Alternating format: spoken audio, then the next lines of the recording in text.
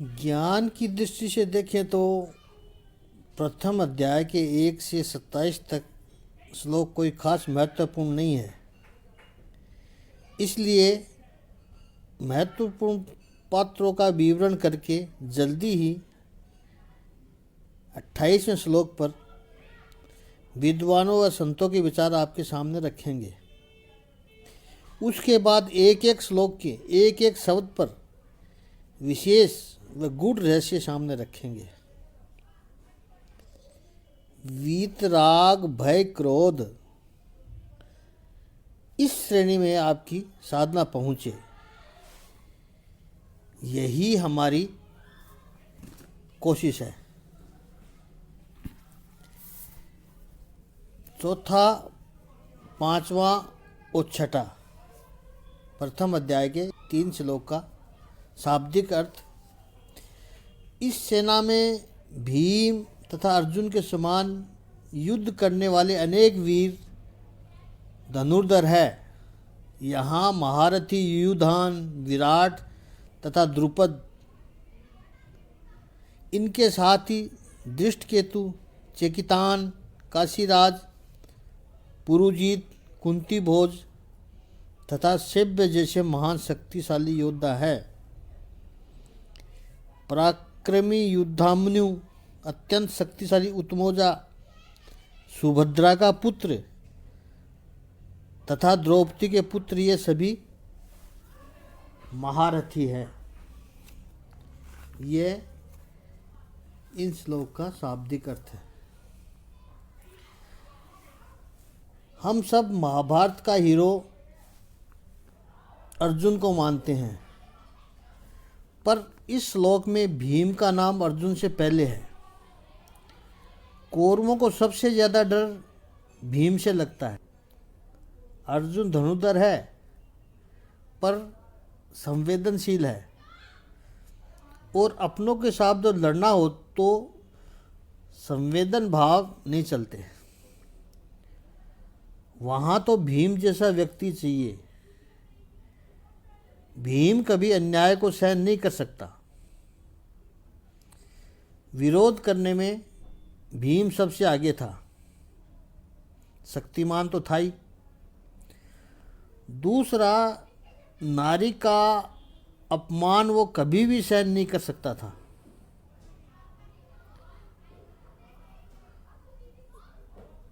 जब द्रौपदी को दुशासन बाल पकड़कर खींचकर ला रहा था, एक वस्त्र थी, राजस्वला थी, केस खुले हुए थे। पहले ऐसा ही था, राजस्वला स्त्री एक वस्त्र में रहती थी, केस खुले हुए होते थे। सब धृत कीड़ा सभा में लेकर आया। दुर्योधन ने बड़े ही अपमानजनक शब्द कहे, जंगा पे बैठाओ मेरी। अर्जुन सहन नहीं कर पाया। अर्जुन ने उठने की कोशिश की, परंतु युधिष्ठिर ने इशारा करके बैठा दिया। हम हार गए हैं भाई, द्रौपदी पर हमारा कोई अधिकार नहीं है। परंतु भीम चुप नहीं रहा। भीम चुप नहीं रह पाया। वहाँ भी बोला है, दुर्योधन, इस जांग को मैं चीर कर रक्त प्राशन करूँगा। तेरी हिम्मत कैसे हुई? न केवल द्रौपदी, स्त्री का अपमान भीम सहन ही नहीं कर सकता था। यह भीम की बहुत बड़ी योग्यता है। आगे जो द्रौपदी ने चर्चा की, धृतराष्ट्र से जाकर पूछा है, क्या है ये? शोभा देता है? कुरुवंश के लिए गौरवपूर्ण घटना है ये? किस परिवार में हम हैं? धृतराष्ट्र तो बेचारा बन गया, मैं क्या करूं? अंधा बूढ़ा। द्रौपदी कानून की जानकार है, बहुत विद्वान है। एक एक बात रखी। मुझे दांव पर रखने से पहले मेरे पति खुद हार गए थे। जो व्यक्ति खुद हार चुका हो वो दूसरों को दांव पर कैसे रख सकता है? वो दांव ही गलत है। और दूसरी बात उसने रखी, मैं उनकी पत्नी हूँ, मैं कोई प्रॉपर्टी नहीं हूँ जो दांव में रखा जा सके। लेकिन कौरवों को सत्य समझना ही नहीं था। जिनको सुनना ही नहीं, उनके लिए दलीलें क्या काम की।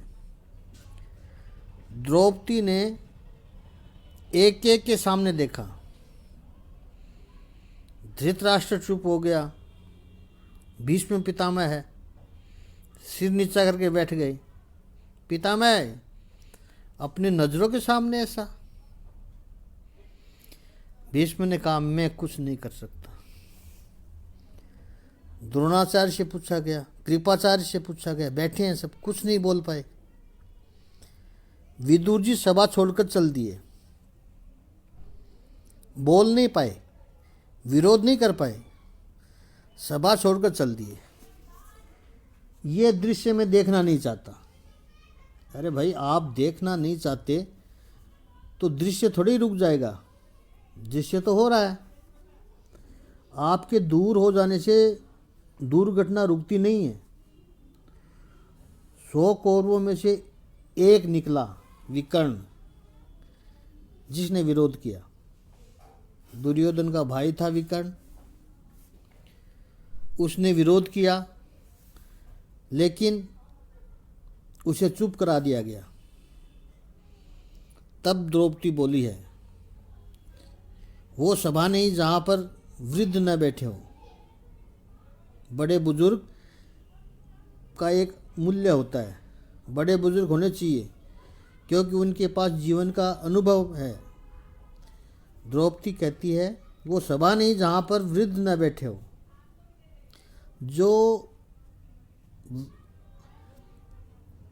वो वृद्ध नहीं जो धर्म का उपचार न कर सके। वो धर्म नहीं जो सत्य न कह सके। और वो सत्य नहीं है जो छल से विद्ध हो। कोई कुछ नहीं कर सका, पति कुछ नहीं कर सके, धुरंधर विद्वान, धर्म धुरंधर कुछ नहीं कर सके। सारी दलीलें बेकार हो गई। तब भगवान याद आए। दूसरी बात, विराट के राज्य में जब द्रौपदी को कीचक का वध करवाना था तो भीम को ही कहा गया। उसे सबसे ज़्यादा विश्वास भीम पर ही था। और इस श्लोक में दुर्योधन भी पहले भीम का नाम लेता है। एक एक जो योद्धा है उनका छोटा सा परिचय देवें। युयुधान, जिसका नाम सार्थकी है, वो अंत तक जिंदा रहा है। विराट मत्स्य देश का राजा था, अत्यंत धार्मिक था, बहुत बलवान था। पांडवों ने अपना अज्ञातवास विराट राजा के पास गुजारा। अज्ञातवास पूरा होने के बाद विराट को बड़ा संकोच हुआ कि आपकी सेवा में लेता रहा था, इसलिए मैं कुछ आदरपूर्ण स्थान आपको देना चाहता हूँ। प्रस्ताव तो ये रखा कि मेरी पुत्री उत्तरा का विवाह मैं अर्जुन से करवाना चाहता हूँ। अर्जुन ने कहा, 1 साल तक उत्तरा को शिष्या रूप में देखा है और शिष्या पुत्री के समान होती है, उसे मैं पत्नी के रूप में स्वीकार नहीं कर सकता। विराट राजा अत्यंत आग्रह किया तो फिर अर्जुन ने पुत्र अभिमन्यु की पत्नी के रूप में स्वीकार किया।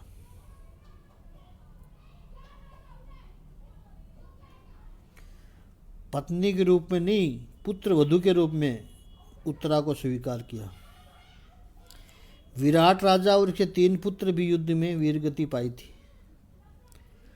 द्रुपद पंचाल देश का राजा था। भारद्वाज ऋषि के शिष्य थे। द्रोण और द्रुपद आपस में बचपन से मित्र थे।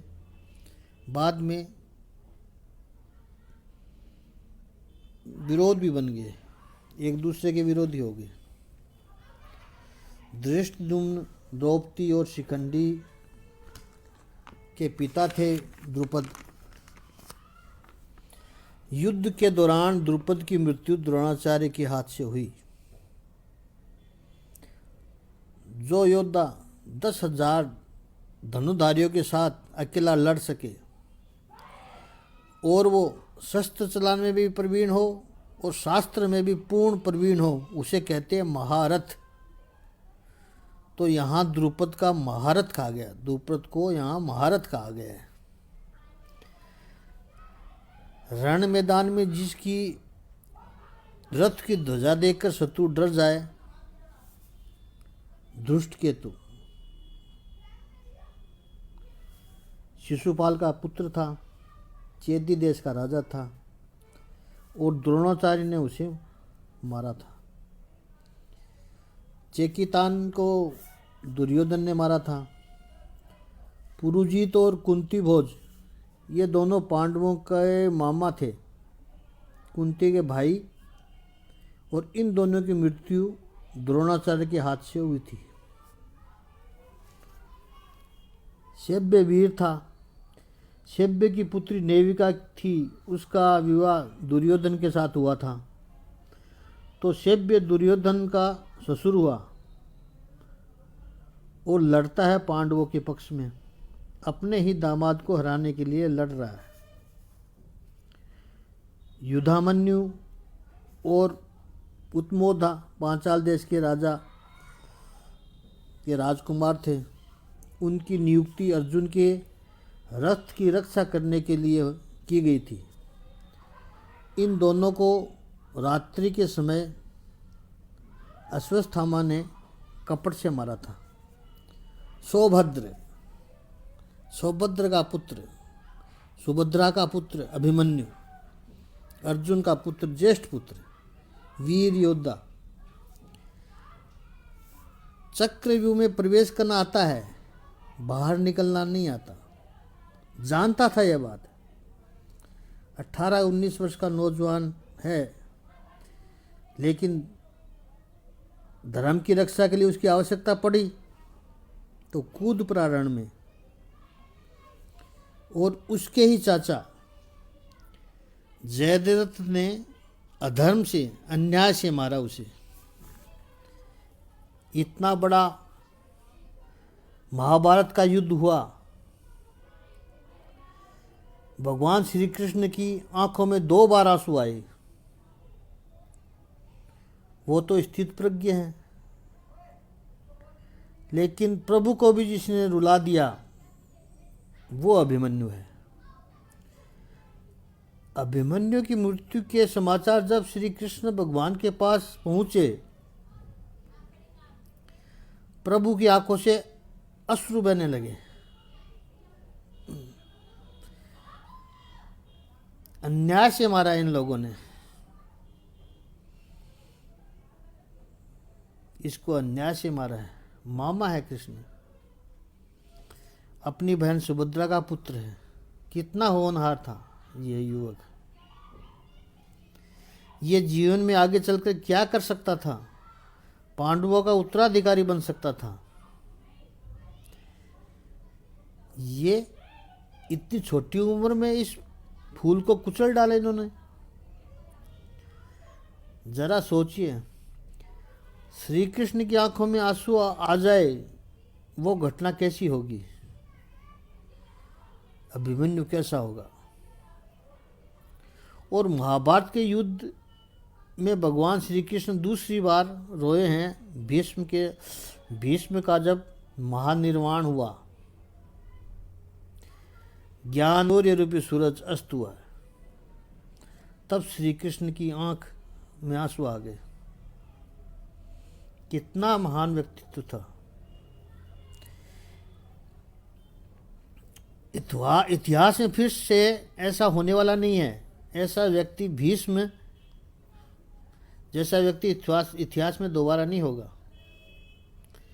100 वर्ष 80 वर्ष की आयु थी, इच्छा मृत्यु वरदान था उनके पास।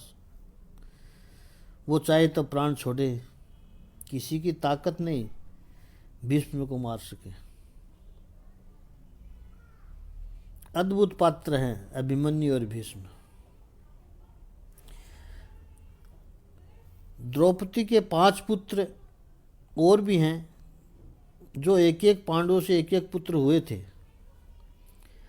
महाभारत युद्ध खत्म होने के बाद अश्वत्थामा ने रात के अंधेरे में दुर्योधन की इच्छा पूरी करने के लिए इन 5 की हत्या कर दी थी। पांडु समझकर हत्या कर दी। उस समय पुत्र पिता के नाम से ही नहीं जाना जाता था, बल्कि माता के नाम से भी जाना जाता था। अभिमन्यु शब्द आया सौभद्रे, सुभद्रा का पुत्र। द्रौपदी के 5 पुत्रों के लिए नाम आया द्रौपदे, द्रौपदी के पुत्र। भारतीय संस्कृति में शुरू से ही नारी को एक गौरवपूर्ण स्थान हासिल था। ऐसा स्थान विश्व में कहीं पर भी नहीं दिखाया गया है। हम शास्त्रों को छोड़ रहे हैं, इसलिए समाज में दुर्घटनाएं बढ़ रही हैं। सरकार धर्म की शिक्षा, खासकर सनातन धर्म की शिक्षा पर पाबंदियां लगा रखी है। इसलिए लोग अनजाने में धर्म को त्याग रहे हैं। धर्म व्यक्ति को अनुशासन सिखाता है। धर्म व्यक्ति को संस्कार का सिंचन करता है। अभी तक दुर्योधन केवल पांडव पक्ष की प्रशंसा कर रहा है। उसको लगा मैं ये क्या कर रहा हूँ, मेरे पक्ष के एक महत्वपूर्ण व्यक्ति के सामने मैं विरोधी पक्ष की प्रशंसा कर रहा हूँ। दुर्योधन को तुरंत पता चल गया कि इतना वर्णन नहीं करना चाहिए था मुझे विरोधी सेना का अपने लोगों के सामने। इसलिए उसने तुरंत बाजी को पलट दिया। 7 और 8वें श्लोक में दुर्योधन अपने पक्ष का वर्णन करता है द्रोणाचार्य के सामने। श्लोक 7 और 8 का शाब्दिक अर्थ। किंतु हे ब्राह्मण श्रेष्ठ, आपकी सूचना के लिए मैं अपनी सेना के उन नायकों के विषय में बताना चाहूँगा जो मेरी सेना को संचालित करने में विशेष रूप से निपुण हैं।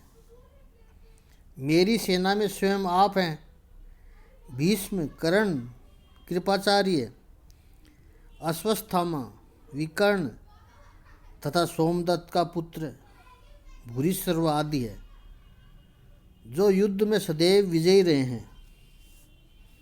इन पर विस्तृत चर्चा अगले वीडियो में करेंगे।